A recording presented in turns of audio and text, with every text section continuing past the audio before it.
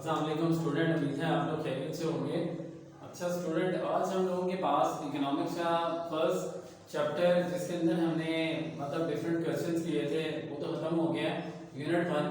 आज हम लोगों के पास इकोनॉमिक्स का यूनिट 2 है, ठीक है। और ये जितने भी प्रिंसिपल ऑफ इकोनॉमिक्स के जो बुक्स पढ़ते हैं बच्चे, उनके पास वो किसी भी एजुकेशन की किसी भी लेवल पे आती है, जैसे इंटर में आती है या बैचलर में आती है या किसी ए लेवल्स ओ लेवल्स में आती है, तो इन बच्चों को शुरू में ये वाला चैप्टर तो उनमें होता ही है जो कि यूनिट 2 है।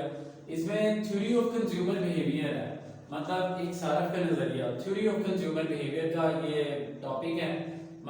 इस चैप्टर के अंदर थ्योरी ऑफ कंज्यूमर बिहेवियर में दो चीजें होती हैं। एक आप लोगों के पास कार्डिनल अप्रोच होती है, एक आप लोगों के पास कार्डिनल अप्रोच है, ठीक है, कार्डिनल अप्रोच। और एक आप लोगों के पास है ऑर्डिनल अप्रोच, ऑर्डिनल अप्रोच, ठीक है। तो इनमें हम लोगों के पास ना टू डिफरेंट अप्रोचेस आती हैं, एक कार्डिनल अप्रोच है और एक आप लोगों के पास ऑर्डिनल अप्रोच है। कार्डिनल बेसिकली ये वो लोग थे जो कहते थे कि आप लोग जो यूटिलिटी है उसको नंबर्स में मेजर कर सकते हैं, किसी भी नंबर में उसको मेजर कर सकते हैं। और ऑर्डिनल कहते थे हम लोग यूटिलिटी को पेयर्स में या बंडल्स के अंदर मेजर करते हैं, ठीक है। तो अगर हम लोग कार्डिनल की क्लास के बारे में बताएं तो ये वो लोग थे जो कहते थे यूटिलिटी को नंबर्स में मेजर किया जा सकता है, और ऑर्डिनल वो लोग थे जो कहते थे कि आप लोग यूटिलिटी को पेयर्स में बंडल्स में इस तरह से या कॉम्बिनेशन में उनको आप लोग मेजर करते हो। इसमें हम लोगों के पास अगर देखा जाए तो कार्डिनल अप्रोच के अंदर भी दो क्वेश्चन बनते हैं। एक आप लोगों के पास जो कि law of diminishing marginal utility है, law of diminishing marginal utility है, शॉर्ट में बता रहा हूं। और इसमें ही एक दूसरा आप लोगों के पास law of equi marginal utility है, इक्वी मार्जिनल यूटिलिटी, ठीक है। आप लोगों के पास कार्डिनल अप्रोच में दो लॉज आते हैं, एक law of diminishing marginal utility आता है और एक law of equi marginal utility आता है। अच्छा, ये दोनों लॉज में इंटर में जैसे हम लोग आइकॉन के पेपर को देखते हैं तो उसके अंदर ये दोनों क्वेश्चन में से एक क्वेश्चन लाजमी आता है। आपका जो भी एनुअल बोर्ड का पेपर होता है उसमें आपको law of diminishing marginal utility या law of equi marginal utility, ये दोनों में से एक क्वेश्चन लाजमी आता है। और law of diminishing marginal utility को हम लोग कहते हैं कानूनी तकलीदी अफादा मुख्ततिम, और law of equi marginal utility को कहते हैं कानूनी मुसावी अफादा मुख्ततिम, ठीक है। अब दूसरी अप्रोच हम लोगों के पास आती है ऑर्डिनल अप्रोच। ऑर्डिनल अप्रोच में भी हम लोगों के पास दो मेन क्वेश्चन होते हैं। एक आप लोगों के पास है जो कि हम लोग जिसे कहते हैं कंज्यूमर बिहेवियर का, कंज्यूमर इक्विलिब्रियम का, और एक क्वेश्चन आप लोगों के पास इसमें आता है जो कि इंडिफरेंस कर्व का आता है, इंडिफरेंस कर्व का, इंडिफरेंस कर्व।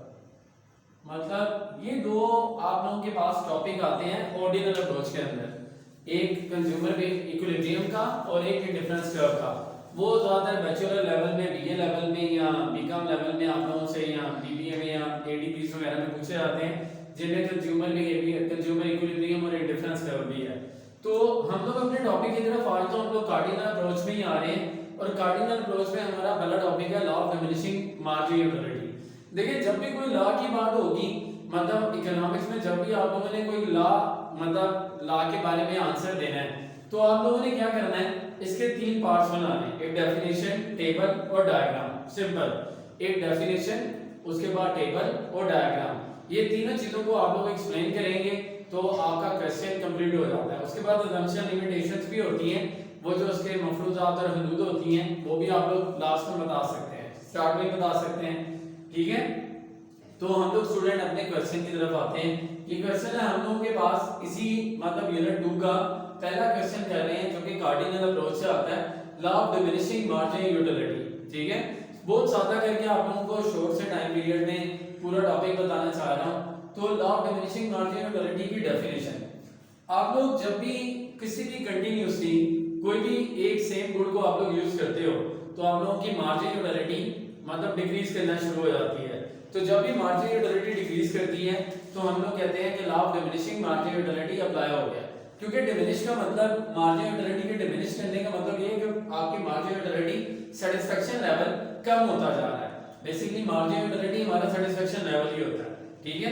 तो हम लोग इसे करेंगे, इसकी डेफिनेशन सिंपल आप लोग करोगे कि if other things remaining the same, if other things, ये थिंग्स रिमेनिंग द सेम, ये हम लोगों के पास अजम्पशंस और लिमिटेशंस हैं कि अगर वो अपनी जगह पे है, अगर अजम्पशन और लिमिटेशंस अपनी जगह पे हैं, when if other things remaining the same, जब भी दूसरी तमाम चीजें अपनी जगह पे रहें, तो आपने बताना है कि when a consumer, जब भी कोई सारफ, when a consumer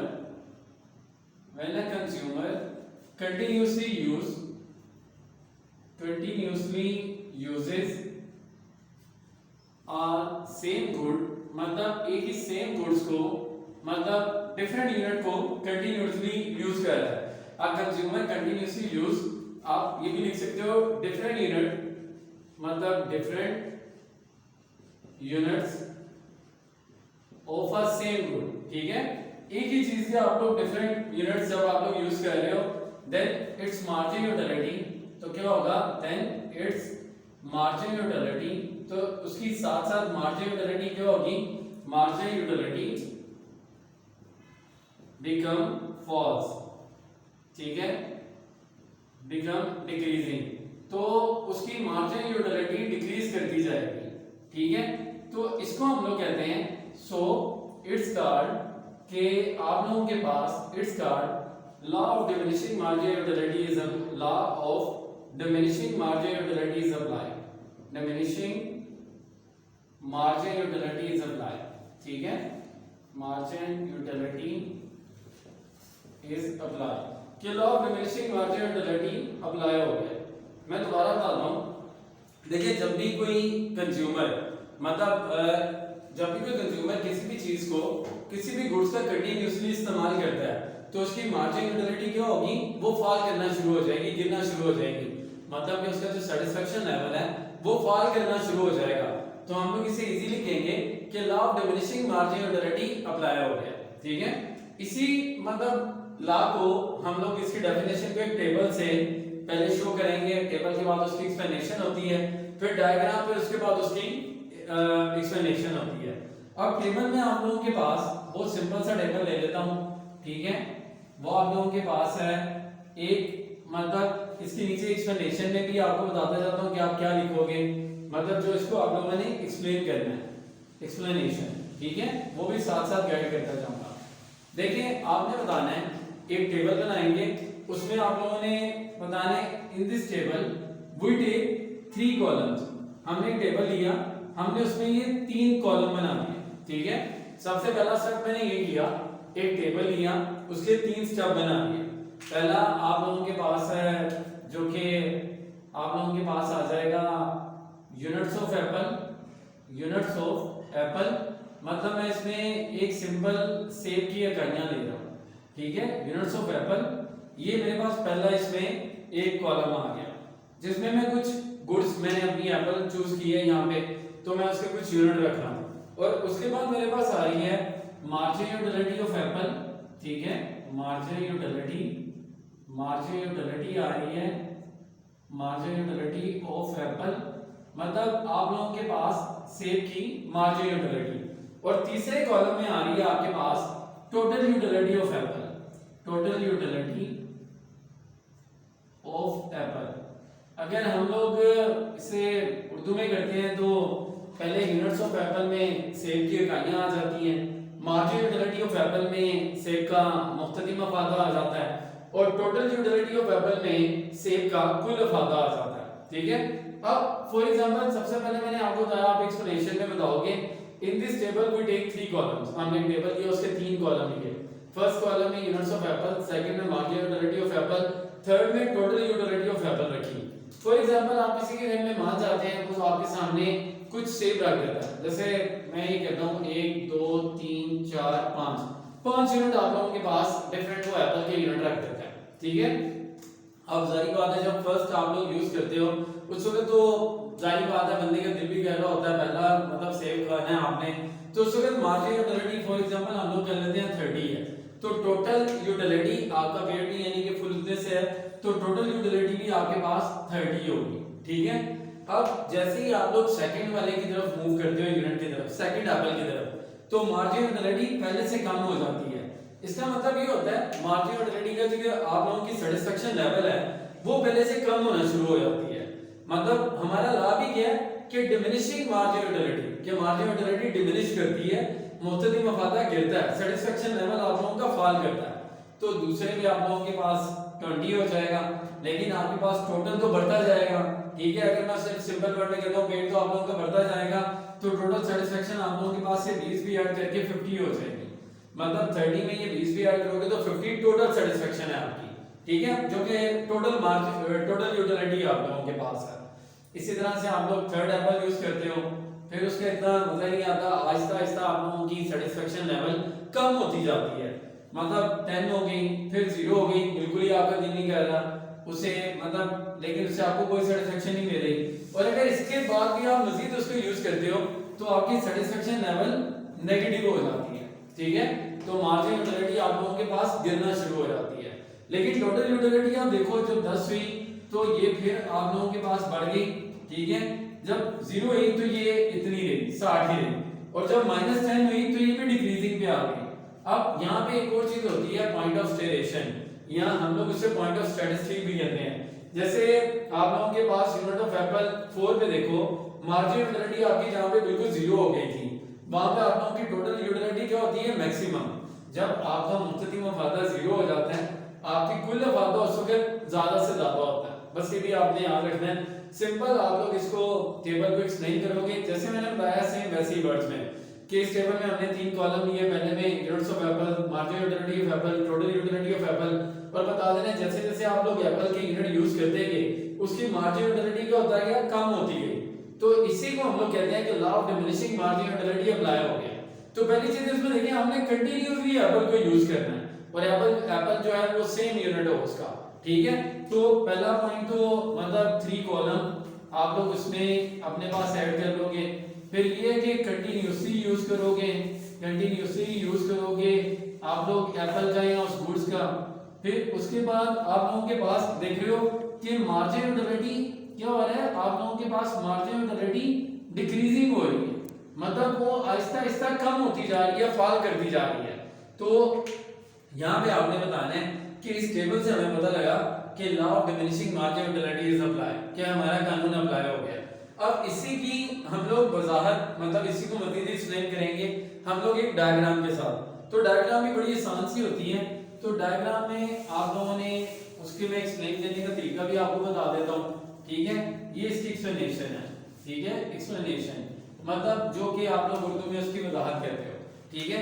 हम लोगों के पास ये हमने पैनल लिया, सबसे पहले आपने लिखना होता है in this diagram we take a panel of y axis and x axis. हमने एक पैनल लिया y एक्सिस और x एक्सिस का, ठीक है। तो y एक्सिस पे आप लोग रखोगे अपनी क्या चीजें, मार्जिन यूटिलिटी और टोटल यूटिलिटी, ये दोनों मुख्तलिफ मफादा और कुल मफादा आप लोग कहां रखोगे, y एक्सिस पे, ठीक है। और ये x एक्सिस होते हैं हॉरिजॉन्टल वाले, इन पे आप लोग रखोगे units of Apple, units of Apple, ठीक है। अब यहाँ डायग्राम को आप लोग देखिएगा, दोबारा बताता हूँ। इन दिस डायग्राम एक्सप्लेनेशन में आप लिखोगे in this diagram we take a panel of y axis and x axis, on y axis we take margin utility and total utility, on x axis we take unit of Apple. तो आप लोग unit of Apple देखो कितने ले रहे हो, 1 से लेके 5 तक। तो आप लोग ये इधर प्लॉट कर दो, एक जितना डिफरेंस रख के स्केल से बना लीजिएगा, तो 3, ये 4, ये 5, ये आप लोगों के पास यूनिट्स ऑफ एप्पल आ गए, ठीक है। और देखिए मार्जिन यूटिलिटी आप लोगों के पास मैक्सिमम 30 है और नेगेटिव में भी है, तो हम लोग मार्जिन यूटिलिटी को भी बना लेते हैं। फॉर एग्जांपल ये थोड़ा इस तरह से आ जाएगी, नीचे माइनस वाला आप लोगों के पास 10 इधर आ जाएगा, माइनस का 10 इधर आ जाएगा, ठीक है। और मैं इसको मतलब 10 से स्टार्ट करता हूं, तो ये आ गया 10, ये आ गया 20, ये आ गया 30, मतलब ये इस तरीके से आप लोगों के पास मतलब 40 और 40, 50 और 60, मतलब मैं टोटल यूटिलिटी के टोटल तक ले गया हूं। लेकिन हमारा लॉ है law of diminishing margin utility, तो आप लोगों ने मार्जिन यूटिलिटी पे फोकस करना है। तो सिर्फ डायग्राम में आप मार्जिनल यूटिलिटी का कर्व बना देते हो तो फिर भी क्वेश्चन आप लोगों का बिल्कुल ठीक हो जाता है। ठीक है, तो अब देखिए स्टूडेंट हम लोगों के पास मतलब इसको मैच कैसे करना है। देखिए सेम इधर मैंने रख लिए units of margin units of Apple रख लिए एक्स एक्सिस पे, वाई एक्सिस पे मार्जिन यूटिलिटी और टोटल यूटिलिटी रख ली। ठीक है, अब मुझे ये पॉइंट्स सिर्फ मैच करने हैं। मतलब मैच कैसे करूंगा, देखिए जब पहला एप्पल यूज किया था मार्जिन यूटिलिटी कितनी थी 30, फर्स्ट एप्पल में मार्जिन यूटिलिटी कितनी थी 30, तो ये आप लोगों के पास ए पॉइंट आ गया। ठीक है, सेकंड के ऊपर आप लोगों के पास मार्जिन यूटिलिटी कितनी होगी 20, तो ये सेकंड है, मार्जिन यूटिलिटी होगी 20, ये आपके पास, तो ये आपके पास बी पॉइंट आ गया। ठीक है, थर्ड के ऊपर आप लोगों के पास मार्जिन यूटिलिटी कितनी होगी 10, ये थर्ड पॉइंट था, इसमें मार्जिन यूटिलिटी आपकी कितनी होगी 10। ठीक है, 3 पॉइंट तो आप लोगों के पास बन गए हैं। और फोर्थ के ऊपर देखो तो मार्जिन यूटिलिटी कितनी है 0, तो ये 0 है, यहीं से इधर आ जाओ इधर फोर्थ के ऊपर, तो ये आपके पास डी पॉइंट हो जाएगा। ठीक है, और 5 के ऊपर हम लोगों के पास -10 में चली गई है, यहां से 10 से आओ आप लोग इधर और माइनस यहां 5 पे, मतलब ये आप लोगों के पास ई पॉइंट आ जाएगा। ठीक है, हम लोगों को डिफरेंट पॉइंट मिल गए ए बी सी डी और ई। जब हम लोगों ने ये टेबल के पॉइंट्स को मिलाया, मतलब एप्पल यूनिट ऑफ एप्पल को मिलाया मार्जिन यूटिलिटीज के साथ। ठीक है, तो यहाँ पे आप लोगों के पास ना इन्हीं पॉइंट्स को जब आप लोग स्केल से एक पूरा आप लोगों के पास कर्व बन जाएगा। मैं वो कर्व बना देता हूँ, ये आप लोगों के पास जैसे काटोगे तो ये आप लोगों के पास एक पूरा स्ट्रेट कर्व बन जाएगा। तो ये वाला आप लोगों के पास कर्व क्या बनाएगा, मार्जिनल यूटिलिटी का कर्व बन जाएगा, मार्जिनल यूटिलिटी कर्व। ठीक है, जो ये शो कर रहा है कि मार्जिनल यूटिलिटी आप लोगों की डिमिनिश कर रही है। देखिए आहिस्ता आहिस्ता कम होते होते माइनस में चली गई है। तो हमारा लॉ क्या था, law of diminishing marginal utility के कानूने तकलीले अफादा मुततिन। हम लोगों के पास हमारा जो सेटिस्फेक्शन लेवल है वो मतलब आहिस्ता आहिस्ता डिमिनिश कर रहा है, डिक्रीज कर रहा है, फॉल कर रहा है। तो यही हमारा लॉ था। इसके बारे में आपने यहाँ पे ये बताना है कि आप, मैं इसकी एक्सप्लेनेशन बता देता हूँ। In this diagram we take a panel of y axis and x axis. On y axis we take marginal utility, total utility, x axis we take unit of apple. ठीक है, we combine the table points by unit of apple with marginal utility of apple. हमने इनको यानी कि join किया, मतलब unit of apple को marginal utility of apple के साथ, and we get different points. उन पॉइंट्स के ऊपर हमने एक कर्व ड्रा कर लिया which is marginal utility curve. And marginal utility curve क्या कर रहा था, वो शो कर रहा था डिमिनिशिंग, मतलब डिक्लाइनिंग, फॉलिंग। तो हम लोगों की पूरा क्वेश्चन यहीं पे कंप्लीट हो गया कि law of diminishing marginal utility is applied because unit of marginal utility become decreasing with the use of unit of Apple. कि जैसे जैसे आप एप्पल की यूनिट यूज कर रहे हो वैसे वैसे मार्जिनल यूटिलिटी आपकी कम होती जा रही है। ठीक है, यहां तक क्लियर है।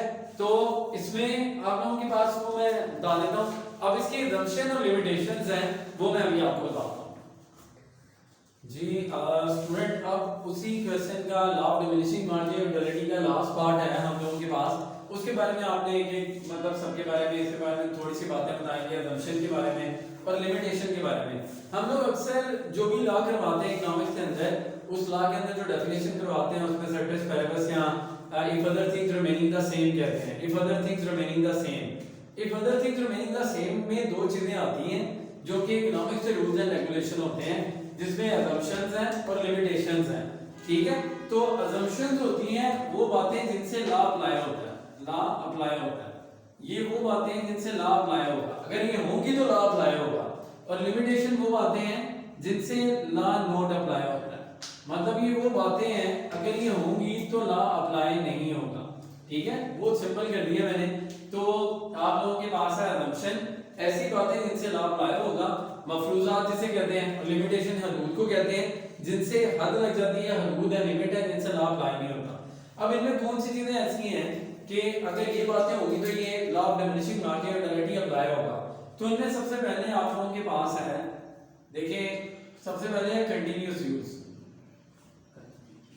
आप लोगों के पास कंटीन्यूअस यूज, आपने जो भी चीज लेनी है कंटीन्यूअस यूज करना है।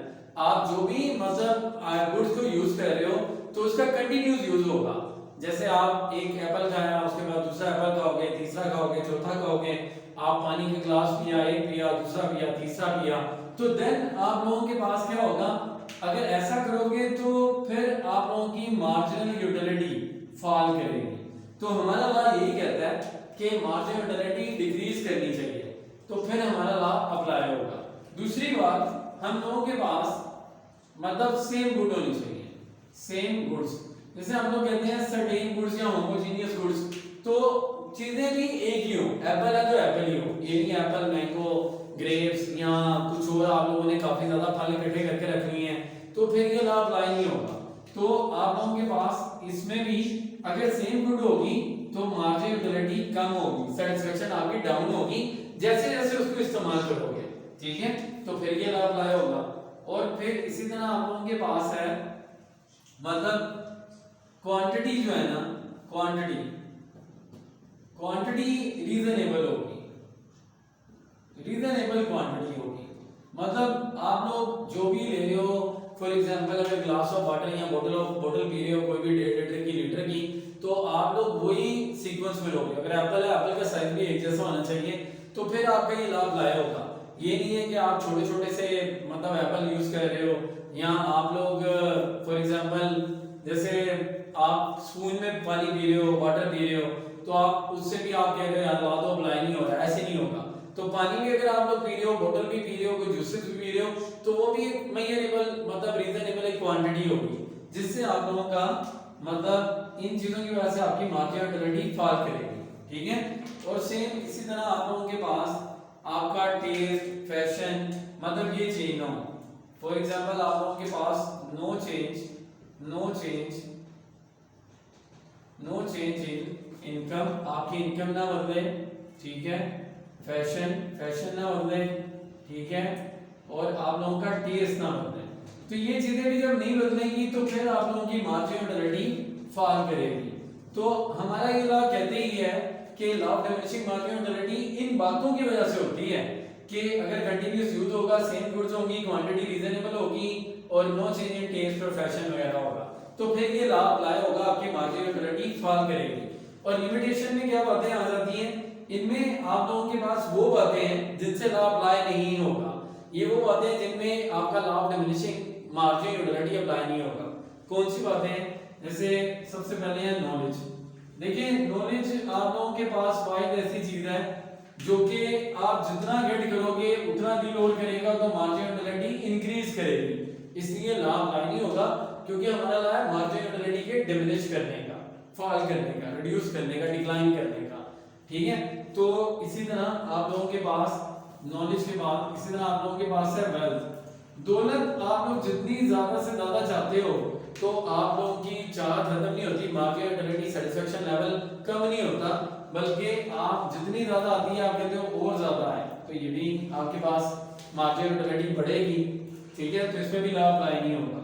और इसी तरह आप लोगों के पास है कोई आपकी हॉबी, अगर आपका कोई हॉबी है, कोई पैशन है, आपको कोई मतलब अपना कोई आपका शुगर है, मतलब शौक है, तो वो शौक की वजह से कॉइन इकट्ठे करनी है, स्टैम्प इकट्ठी करनी है, तो आप फिर मार्जिनल यूटिलिटी आपकी कम नहीं होगी, ठीक है, यहाँ भी मार्जिनल यूटिलिटी आपकी बढ़ेगी, ठीक है।